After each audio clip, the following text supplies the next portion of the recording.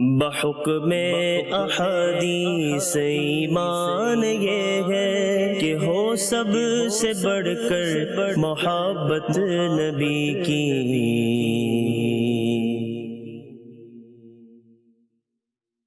الحمدللہ رب العالمین والصلاة والسلام علی سید الانبیاء والمرسلین، اما بعد فاعوذ باللہ من الشیطان الرجیم، بسم اللہ الرحمن الرحیم۔ الصلاة والسلام علیک یا رسول اللہ وعلی آلک واصحابک یا حبیب اللہ، الصلاة والسلام علیک یا نبی اللہ وعلی آلک واصحابک یا نور اللہ۔ الحمدللہ عز و جل رمضان مبارک کے مبارک اور پرمسرت لمحات میں درس سیاہ ستہ کا سلسلہ جاری و ساری ہے۔ آج انشاءاللہ تبارک و تعالی بخاری شریف کے کتاب الایمان، یعنی جو ایمان سے متعلق باتیں ہیں جو امام بخاری رحمۃ اللہ تعالی علیہ نے ذکر کی ہیں، ان میں سے چند باتوں کو، چند احادیث طیبہ کو سننے اور ان کی تشریح سننے کی بھی ہم سعادت حاصل کریں گے۔ سب سے پہلے تو ایمان کی جو ڈیفینیشن ہے، جو اس کی تعریف ہے، وہ سماعت فرما لیں کہ ایمان کہتے کس کو ہیں۔ جب آپ لغت کے اندر، ڈکشنری کے اندر ایمان کے معنی دیکھیں گے تو ایمان کا ایک لغوی معنی یہ ہے کہ کسی کی بات کو سچا قرار دینا، اور شریعت کی اصطلاح میں، شریعت کی روشنی میں ایمان کا معنی یہ ہے کہ نبی پاک صلی اللہ تعالی علیہ وآلہ وسلم جو کچھ بھی اللہ پاک کی بارگاہ سے لے کر آئے، ان تمام میں نبی پاک صلی اللہ علیہ وسلم کو سچا ماننا، یعنی آپ علیہ السلام نے جس بات کا ارشاد فرمایا، ہر بات میں یہ تسلیم کرنا کہ آپ علیہ السلام نے سچ فرمایا، آپ کی تصدیق کرنا، یہ ایمان کہلاتا ہے۔ اس کو دوسرے لفظوں میں یہ کہا جاتا ہے کہ دین کی جتنی ضروری باتیں ہیں ان تمام کو تسلیم کرنا، ان تمام کو ماننا، یہ ایمان کہلاتا ہے۔ تو امام بخاری رحمۃ اللہ تعالی علیہ نے ایمان سے متعلق بہت ساری احادیث طیبہ مختلف موضوعات کے اعتبار سے، مختلف مضامین کے اعتبار سے ذکر کی ہیں،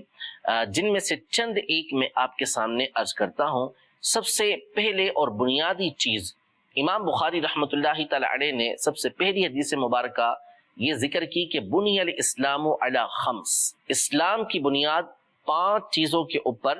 رکھی گئی ہے۔ سب سے پہلی چیز نبی پاک صلی اللہ تعالی علیہ وآلہ وسلم نے یہ ارشاد فرمائی، اس بات کی گواہی دینا کہ اللہ کے سوا کوئی معبود نہیں اور محمد صلی اللہ علیہ وسلم اللہ کے رسول ہیں، زکوٰۃ کا ادا کرنا، حج ادا کرنا اور رمضان کے روزے رکھنا۔ یہ 5 بنیادی چیزیں ہیں جن کے اوپر اسلام کی عمارت جو ہے اس کی بنیاد رکھی گئی ہے۔ گویا کہ یہ 5 ستون ہیں جس پر اسلام کی عمارت، اسلام کا محل یہ کھڑا ہوا ہے۔ اس میں جو بنیادی ستون، بنیادی پلر ہے، وہ تو کلمہ توحید و رسالت ہے کہ اس کی گواہی، اس کو تسلیم کرنے کے بعد ہی بندہ دائرہ اسلام کے اندر داخل ہوتا ہے، اس کے تسلیم کرنے کے بعد ہی بندہ مومن کہلاتا ہے۔ تو اس کے بغیر بندہ مومن اور ایمان والا نہیں ہو سکتا۔ اس کی مثال علماء نے یہ دی ہے کہ جیسے ایک خیمہ ہوتا ہے، اس کے درمیان کے اندر ایک چوب لگی ہوئی ہوتی ہے جس کو درمیانی ستون کہتے ہیں، درمیانی پلر کہتے ہیں، اور پھر اس طرح سائیڈوں کے اندر کچھ پلر الگ سے لگے ہوئے ہوتے ہیں، بانس کھڑے کیے جاتے ہیں جس کے اوپر خیمے کو، اس جگہ کو بنایا جاتا ہے۔ تو اگر درمیان والی جو چوب ہے، درمیان والا جو ستون ہے، اسے ہٹا دیا جائے، وہ گر جائے تو پوری عمارت نیچے آ جائے گی، اور اگر سائیڈوں میں سے کوئی ستون ہٹتا ہے تو نتیجہ یہ نکلے گا کہ عمارت تو سلامت رہے گی لیکن وہ ناقص ہو جائے گی، وہ نیچے کی طرف آ جائے گی۔ تو یہ جو کلمہ توحید و رسالت ہے، اس کی حیثیت یہ درمیان ستون کی طرح ہے، اور باقی جو 4 چیزیں بیان کی گئی ہیں یہ سائیڈوں پر جو ستون ہوتے ہیں ان کی طرح ہے۔ تو ان پر اسلام کی بنیاد رکھی گئی ہے۔ پہلی چیز کلمہ توحید و رسالت، یعنی اس بات کو تسلیم کرنا کہ اللہ پاک ہے اور اللہ پاک ہی معبود ہے، اور اس بات کو تسلیم کرنا کہ نبی پاک صلی اللہ علیہ وسلم اللہ کے رسول ہیں اور یہ آخری رسول ہیں۔ یہ بنیادی چیز ہے، اور ساتھ ہی ساتھ جب ہم اس بات کو تسلیم کریں گے کہ اللہ پاک کی ذات کو ہم نے مانا، اس کے معبود برحق ہونے کو ہم نے مانا، نبی پاک صلی اللہ علیہ وسلم کو رسول مانا،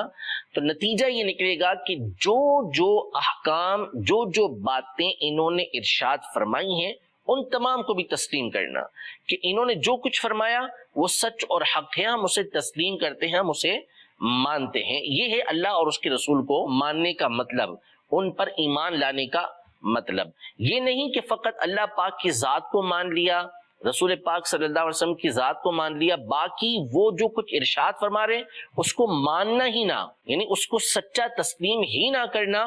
یہ اللہ اور اس کے رسول کو ماننا نہیں ہے۔ ایک ہوتا ہے اعتقاد، یعنی عقیدہ، کسی چیز کی حقانیت کو تسلیم کرنا، ماننا اس کے حق ہونے کو، اور دوسرا ہوتا ہے اس پر عمل کرنا۔ اب یہ جو آگے چار چیزیں بیان کی جا رہی ہیں، جیسے نماز کا قائم کرنا، روزہ رکھنا، زکوٰۃ ادا کرنا، حج ادا کرنا، ایک ہے ان کے حق ہونے کو تسلیم کرنا، کہ اللہ پاک نے 5 نمازیں فرض کی ہیں، ہم اسے مانتے ہیں۔ اللہ پاک نے صاحب نصاب کے اوپر زکوٰۃ فرض کی ہے، ہم اسے تسلیم کرتے ہیں۔ اللہ پاک نے عاقل بالغ شخص کے اوپر رمضان کے روزے رکھے ہیں، ہم اسے تسلیم کرتے ہیں۔ حج اللہ پاک نے صاحب استطاعت کے اوپر فرض کیا ہے، ہم اسے تسلیم کرتے ہیں۔ اگر نعوذ باللہ اس میں سے کسی چیز کا کوئی شخص انکار کرتا ہے کہ میں اللہ کو مانتا ہوں لیکن میں روزوں کو مثال کے طور پر ان کے فرض ہونے کو نہیں مانتا، تو ایسا شخص مسلمان نہیں رہ سکتا۔ تو یہ جو اعتقاد ہے یہ بنیاد ہے۔ اب اگر نعوذ باللہ ثم نعوذ باللہ کوئی شخص نماز پڑھتا نہیں ہے، نماز کی حقانیت کو مانتا ہے، اس کے فرض ہونے کو مانتا ہے، لیکن نماز پڑھتا نہیں، تو ایسا شخص کافر نہیں ہوگا، اسلام کے دائرے سے خارج نہیں ہوگا، سخت گنہگار ہے۔ اندیشہ اور خوف اس بات کا ہے کہ کہیں اس کا ایمان ضائع نہ ہو جائے، لیکن جب نماز کی حقانیت کو، نماز کے حق ہونے کو، نماز کے فرض ہونے کو یہ تسلیم کرتا ہے، مانتا ہے، تو پھر اس صورت میں اسے مسلمان ہی کہا جائے گا۔ اسی طرح زکوٰۃ کا معاملہ ہے، اسی طرح روزے کا، اسی طرح حج کا، اور دین کی جتنی بنیادی باتیں ہیں ان تمام کے بارے میں یہی ہے۔ شراب نعوذ باللہ کوئی پیتا ہے، بہت بڑا گناہ کرتا ہے، لیکن اگر اس کو حرام مانتا ہے کہ اللہ پاک نے اس کو حرام قرار دیا ہے، وہ مومن تو رہے گا، مسلمان تو رہے گا، اگرچہ کہ بہت بڑا گناہگار ہے، اور اس بات کا اندیشہ ہے کہ کہیں یہ بد عادت اس کے ایمان کو ضائع نہ کر دے، ایمان اس کا خراب نہ ہو جائے، اس بات کا اندیشہ ضرور رہے گا۔ لیکن جب اللہ پاک کے فرمان کو، جو اللہ پاک نے اس کے بارے میں منع فرمایا ہے، اس کو وہ درست جانتا ہے، اس کو حق جانتا ہے، تو اس کو ہم مسلمان ہی کہیں گے۔ اس بات کو پیش نظر رکھنا یہ ضروری ہے۔ آگے جو 4 چیزیں اللہ پاک نے بیان فرمائی ہیں، ان کی مختصر تشریح یہ ہے کہ نماز کو قائم کرنا۔ نماز کو قائم کرنے کا مطلب یہ ہے کہ نماز جس طرح فرض کی گئی ہے، اس کے جو ظاہری اعتبار سے احکام ہیں، جس طرح اس کو ادا کرنا ہے، تکبیر تحریمہ ہے، قیام ہے، اور اس سے پہلے طہارت ہے، قبلے کی طرف منہ کرنا ہے، نیت کرنا ہے، اور اسی طرح قیام کے اندر قرات کرنا ہے، رکوع کرنا ہے، سجدہ کرنا ہے، سلام پھیرنا ہے، جو پورے اعمال ہیں اس کی ادائیگی، اور ساتھ ہی ساتھ دل کے اندر بھی اللہ پاک کی بارگاہ کے اندر حاضری ہونا، اس کو ظاہری اور باطنی آداب کہتے ہیں۔ ان تمام آداب کے ساتھ ہمیشہ نماز پڑھتے رہنا، یہ نماز کو قائم کرنا کہلاتا ہے۔ اللہ پاک نے یہ نہیں فرمایا کہ ادوا الصلاۃ، نماز ادا کرو، بلکہ یہ ارشاد فرمایا کہ نماز قائم کرو۔ تو نماز قائم کرنے کا مطلب یہ ہوتا ہے کہ نماز کو ہمیشہ پڑھنا، اور جیسے پڑھنا چاہیے ویسے پڑھنا۔ تو اب اگر اس انداز میں پڑھیں گے تو نماز قائم کرنا یہ کہلائے گا، ورنہ اگر آپ نے اس انداز میں نماز نہیں پڑھی تو بعض اوقات تو سرے سے نماز ہوگی نہیں، اور بعض اوقات نماز ہو جائے گی، لیکن جس طرح اس کی بارگاہ کے اندر اس طرح عبادت کی جائے، اس طرح نماز پڑھی جائے، اس انداز میں نماز پڑھنا یہ نہیں پایا جائے گا۔ اسی طرح زکوٰۃ کے بارے میں فرمائیں، زکوٰۃ ادا کرنا۔ تو زکوٰۃ کا مطلب ہوتا ہے کسی چیز کو پاک کرنا، پاکیزہ ہونا، اور اسی طرح زکوٰۃ کا ایک معنی ہوتا ہے کہ بڑھنا، نشو نما ہونا۔ تو اللہ پاک نے صاحب نصاب کے اوپر جو مال اسے دیا ہے، اس میں سے فقط 2.5% اس کے اوپر زکوٰۃ فرض کی ہے، اور جب بندہ وہ زکوٰۃ ادا کرتا ہے تو اللہ جل شانہ اس کے مال کو پاک کرتا ہے اور اس کے مال کی نشو نما فرماتا ہے۔ اس کا مال اللہ پاک مزید بڑھاتا ہے اور اس کے اندر برکتیں اللہ پاک عطا فرماتا ہے۔ اسی طرح روزہ ہے تو رمضان کے جو روزے ہیں وہ اللہ جل شانہ نے ہر عاقل بالغ مسلمان کے اوپر فرض کیے ہیں، اور جو حج کی استطاعت رکھتا ہے، جس کے پاس اتنا مال موجود ہے کہ وہ آنے جانے کے اخراجات اٹھا سکتا ہے، پیچھے اس کا جو کاروبار ہے وہ باقی رہے گا، گھر والوں کا نان نفقہ وہ رکھ کے جائے گا، تو ایسا شخص جب اس کے اوپر شرائط پائی جاتی ہیں تو پھر اس نے حج ادا کرنا ہوتا ہے۔ تو اس کے پورے پھر مسائل ہیں۔ تو اس طرح اللہ پاک نے چند چیزیں ہمارے پر فرض کی ہیں جن کا تذکرہ نبی پاک صلی اللہ علیہ وسلم نے فرمایا ہے۔ یہ بنیادی چیزیں ہیں، باقی اس کے علاوہ اور بہت ساری چیزیں جو احادیث طیبہ کے اندر موجود ہیں، قرآن مجید فرقان حمید میں موجود ہیں، وہ الگ فرض ہیں۔ ان میں سے بہت ساری چیزیں وہ ہیں کہ جو ہمارے پر حرام کی گئی ہیں، ان کو یہاں پر خاص طور پر ذکر کرنا اس لیے ہے کہ یہ بہت زیادہ اللہ جل شانہ کی بارگاہ میں اہمیت رکھتی ہیں۔ یہ ایک حدیث مبارکہ۔ دوسری حدیث مبارکہ جو امام بخاری رحمۃ اللہ تعالی علیہ نے اس مقام پر ذکر فرمائی ہے، جو ہم اپنے سلسلے میں شامل کرتے ہیں، بڑی خوبصورت حدیث مبارکہ ہے۔ نبی پاک صلی اللہ تعالیٰ علیہ وآلہ وسلم سے یہ استفسار کیا گیا، پوچھا گیا آپ علیہ السلام سے، ای الاسلام افضل، اسلام کا بہترین عمل کیا ہے، افضل ترین عمل کیا ہے؟ تو نبی پاک صلی اللہ تعالیٰ علیہ وآلہ وسلم نے ارشاد فرمایا کہ من سلم المسلمون من لسانہ ویدہ، یعنی بہترین مسلمان وہ ہے، اور مسلمان کا بہترین وصف، بہترین خوبی یہ ہے کہ اس کی زبان اور اس کے ہاتھ سے دوسرے مسلمان یہ محفوظ رہے۔ نبی پاک صلی اللہ تعالیٰ علیہ وآلہ وسلم نے مختلف مقامات پر مختلف اعمال کو افضل قرار دیا ہے۔ اسی بخاری شریف میں کچھ اور احادیث طیبہ اسی جگہ پر امام بخاری نے ذکر کی ہیں، جس میں بعض اوقات نبی پاک صلی اللہ علیہ وسلم نے یہ ارشاد فرمایا کہ مہمان نوازی کرنا یہ افضل عمل ہے۔ بعض اوقات یہ فرمایا ہر مسلمان کو، جس کو تم جانتے ہو نہ جانتے ہو، اس کو سلام کرنا افضل ہے۔ اور مقامات پر ارشاد فرمایا کہ سب سے افضل عمل لا الہ الا اللہ کہنا ہے، یعنی کلمہ توحید و رسالت کی گواہی دینا ہے، پھر اللہ کی راہ کے اندر جہاد کرنا ہے، حج مبرور ادا کرنا ہے، ان کو افضل عمل قرار دیا۔ علماء یہ ارشاد فرماتے ہیں کہ نبی پاک صلی اللہ تعالیٰ علیہ وآلہ وسلم بہترین نفسیات کو سمجھنے والے تھے، جس کے اندر جس طرح کی کمی محسوس کیا کرتے تھے تو آپ علیہ السلام اس کے حق میں وہی عمل جو ہے وہ افضل قرار دیا کرتے تھے۔ اگر کسی کے اندر بخل ہوتا، کنجوسی ہوتی، تو آپ علیہ السلام اس کے لیے فرماتے کہ تم مہمان نوازی کرو، یعنی اللہ کی راہ کے اندر خرچ کرو، تاکہ ان کے اندر یہ جو کمی ہے یہ دور ہو جائے۔ کسی کو دیکھتے کہ وہ سلام کے اندر کمی کر رہا ہے، کوئی ایسی خرابی اس کے اندر موجود ہے کہ جس کی وجہ سے وہ سلام نہیں کرتا، تو اس کو اس بات کا حکم دیا کہ وہ سلام کرے لوگوں کو، تاکہ اس کے اندر یہ جو برائی موجود ہے یہ دور ہو۔ اس کے حق کے اندر یہی افضل عمل ہے۔ جس کو دیکھا کہ اس کی زبان اور اس کے ہاتھوں سے دوسرے مسلمانوں کو تکلیف پہنچ رہی ہے، تو آپ علیہ السلام نے اس بات کا حکم دیا کہ تمہارے لیے افضل عمل یہ ہے کہ تمہارے ہاتھ اور زبان سے دوسرے مسلمان محفوظ رہیں۔ تو یہ خاص طور پر یہ جو عمل ہے، اس کی جگہ جگہ نبی پاک صلی اللہ تعالیٰ علیہ وآلہ وسلم کی طرف سے تاکید آئی ہے کہ بندہ دوسرے مسلمانوں کو تکلیف دینے سے اپنے آپ کو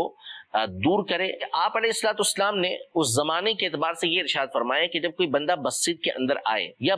بازار میں سے گزرے، تو اس زمانے میں چونکہ تیر کمان ساتھ رکھے جاتے تھے، تو آپ نے فرمایا کہ کوئی اپنے ہاتھ میں تیر اس انداز میں لے کر بازار کے اندر نہ آئے کہ اس کی نوک جو ہوتی ہے، جو پھل ہوتا ہے، وہ باہر کو نکلا ہوا ہو، جس سے دوسرے مسلمانوں کو تکلیف پہنچ جائے۔ اگر وہ لے کر آ رہا ہے تو اس کا جو پھل ہے اسے اس انداز میں پکڑے کہ دوسروں کو اس کی تکلیف نہ پہنچے۔ اسی طرح نبی پاک صلی اللہ تعالیٰ علیہ وآلہ وسلم کی موجودگی میں کسی شخص نے کسی کی کوئی چیز چھپا دی،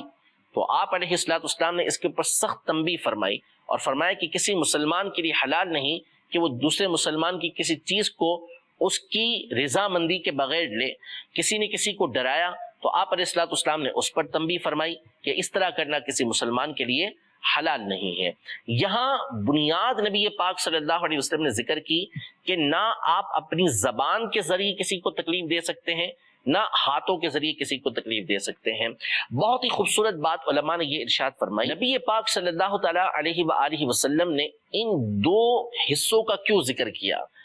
ہمارے جسم کے اندر تو اور بھی حصے ہیں، جو ہماری باڈی کے پارٹس ہیں وہ اور بھی ہیں، لیکن یہاں پر نبی پاک صلی اللہ علیہ وسلم نے صرف زبان کا ذکر کیا اور ہاتھ کا ذکر کیا ہے۔ تو کیا پاؤں کے ذریعے کسی کو تکلیف پہنچانا، آنکھوں کے ذریعے کسی کو تکلیف پہنچانا یہ درست ہوگا؟ ظاہر ہے کہ وہ بھی جائز نہیں ہوگا۔ اس کی وجہ علماء نے یہ ارشاد فرمائی کہ عام طور پر جو لوگوں کو تکلیف دی جاتی ہے وہ یا تو ہاتھوں کے ذریعے دی جاتی ہے یا پھر زبان کے ذریعے دی جاتی ہے۔ تو جو بنیاد ہے اس کو نبی پاک صلی اللہ علیہ وسلم نے ذکر کر دیا کہ اپنی زبان کے ذریعے بھی کسی کو تکلیف نہ دیں اور اپنے ہاتھوں کے ذریعے بھی تکلیف نہ دیں، اور ان دونوں سے یہ مفہوم بالکل واضح ہوتا ہے کہ اپنے پاؤں اور جسم کے کسی حصے کے بھی ذریعے دوسرے مسلمانوں کو تکلیف نہ دے۔ یہاں ایک بات اور علماء نے ذکر کی کہ نبی پاک صلی اللہ تعالی علیہ وآلہ وسلم نے ہاتھ سے پہلے زبان کا ذکر کیا ہے کہ من سلیم المسلمون من لسانہ و یدہ، بہترین مسلمان وہ ہے کہ جس کی زبان اور اس کے ہاتھوں سے دوسرے مسلمان محفوظ رہیں۔ زبان کا پہلے تذکرہ کیا اور پھر اس کے بعد نبی پاک صلی اللہ علیہ وسلم نے ہاتھوں کا ذکر کیا۔ اس کی وجہ علماء نے یہ ارشاد فرمائی کہ زبان کے ذریعے جو تکلیف دی جاتی ہے وہ ہاتھ کے ذریعے دی گئی تکلیف کے مقابلے میں زیادہ سخت ہوتی ہے۔ زبان سے جو تکلیف، جو گھاؤ پہنچتا ہے وہ آرام سے بھرتا نہیں، جبکہ ہاتھوں کے ذریعے جو تکلیف دی گئی ہوتی ہے، ہاتھوں سے جو زخم پہنچایا گیا ہوتا ہے، بعض اوقات وہ بھر جاتا ہے۔ تو حکمت والے نبی علیہ السلام نے اپنی حکمت بھری باتوں سے اس بات کی طرف اشارہ کیا کہ اپنی زبان کو بالخصوص یہ سنبھال کے رکھنا چاہیے، اس کے ذریعے دوسروں کو تکلیف ہرگز نہیں پہنچنی چاہیے۔ ایک اور حدیث مبارکہ سماعت فرمائیے جو نبی پاک صلی اللہ تعالی علیہ وآلہ وسلم کی خوبصورت تعلیمات میں سے ہے۔ ارشاد فرمایا نبی پاک صلی اللہ تعالی علیہ وآلہ وسلم نے، لا یؤمن احدکم حتی یحب لأخیہ ما یحب لنفسہ، کہ تم میں سے کوئی شخص بھی اس وقت تک کامل ایمان والا نہیں ہو سکتا جب تک کہ اپنے بھائی کے لیے وہی کچھ پسند نہ کرے جو اپنی ذات کے لیے پسند کرتا ہے۔ یہ حدیث مبارکہ بڑی مشہور و معروف ہے، ہماری بڑی تعداد اس حدیث مبارکہ کو جانتی ہے کہ نبی پاک صلی اللہ علیہ وسلم نے یہ ارشاد فرمایا ہے۔ علماء نے یہ ارشاد فرمایا کہ یہ ایک ایسی حدیث مبارکہ ہے کہ جس پر عمل کرنے کی وجہ سے اللہ پاک کے حقوق کی بھی ادائیگی ہوتی ہے، بندوں کے حقوق کی بھی ادائیگی ہوتی ہے، اور یہ حدیث مبارکہ معاشرے کے اندر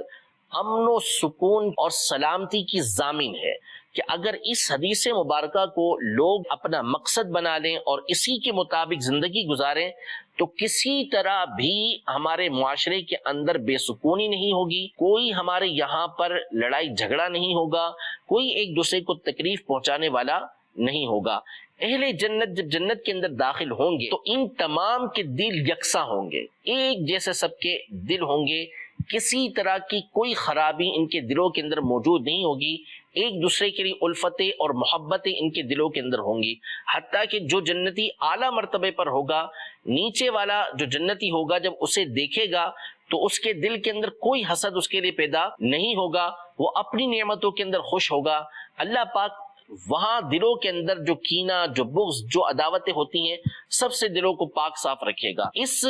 مقصد کو سامنے رکھ کر کہ جنت والوں کو اللہ پاک ایسی الفت عطا فرمائے گا، نبی پاک صلی اللہ تعالی علیہ وآلہ وسلم کی یہ تعلیم وہی ہے کہ جو دنیا کے اندر اس کو اپنا لے تو دنیا کے اندر ہی جنتیوں والا دل اس کا ہو جائے، کہ جب وہ اس بات کو دیکھے گا کہ میں اپنے بھائی کے لیے وہی کچھ پسند کروں جو میں اپنی ذات کے لیے پسند کرتا ہوں، تو ظاہر ہے کہ کوئی شخص بھی اس بات کو پسند نہیں کرتا کہ دوسروں کے دلوں کے اندر اس کے لیے بغض ہو، اس کے لیے عداوت ہو، اس کے لیے دشمنی ہو، کوئی اس کو دنیا کے اندر دھوکہ دے، کوئی اس کے ساتھ چیٹنگ کرے، ایسا کوئی پسند نہیں کرتا۔ ہر شخص اپنے لیے اچھائی کو پسند کرتا ہے، دوسروں کے لیے جب وہ اچھائی پسند کرے گا تو ظاہر ہے کبھی وہ دوسروں کو تکلیف نہیں پہنچائے گا، کبھی دوسرے کے ساتھ جھوٹ نہیں بولے گا، اس کے ساتھ ہمیشہ اچھائی والا معاملہ کرنے کی کوشش کرے گا، تو نتیجہ یہ نکلے گا کہ اس کا دل ستھرا ہو جائے گا، دل کے اندر اس کی جو قدورت ہے، جو خرابیاں ہیں اور جو بغض و کینہ پیدا ہو سکتا تھا، اس عمل کی وجہ سے وہ ساری کی ساری چیزیں دور ہو جائیں گی۔ تو دلوں کو ملانے کے لیے، ائتلاف قلوب کے لیے نبی پاک صلی اللہ تعالی علیہ وآلہ وسلم کی یہ حدیث مبارکہ ایک بنیادی تعلیمی حیثیت رکھتی ہے کہ ہر مسلمان اگر اپنا مقصد یہ بنا لے، اس حدیث مبارکہ کو اپنی زندگی کے اندر نافذ کر دے، تو پھر سکون ہی سکون ہو جائے گا۔ رب العزت جل وعلا ہم سب کو نبی پاک صلی اللہ تعالیٰ علیہ وآلہ وسلم کی جمیع تعلیمات پر عمل پیرا ہونے کی توفیق عطا فرمائے، اور ہم سب کو نبی پاک صلی اللہ تعالیٰ علیہ وآلہ وسلم کی لائی ہوئی تمام باتوں کی جہاں تصدیق پر قائم رہنے کی توفیق عطا فرمائے، وہیں اللہ پاک نبی پاک صلی اللہ تعالیٰ علیہ وسلم کی لائی ہوئی تعلیم پر، نبی پاک صلی اللہ علیہ وسلم کی لائے ہوئے دین پر ہمیشہ عمل پیرا رہنے کی توفیق عطا فرمائے، آمین بجاہ النبی الامین صلی اللہ تعالیٰ علیہ وآلہ وسلم۔ بحکم احادیث ایمان یہ ہے کہ ہو سب سے بڑھ کر محبت نبی کی۔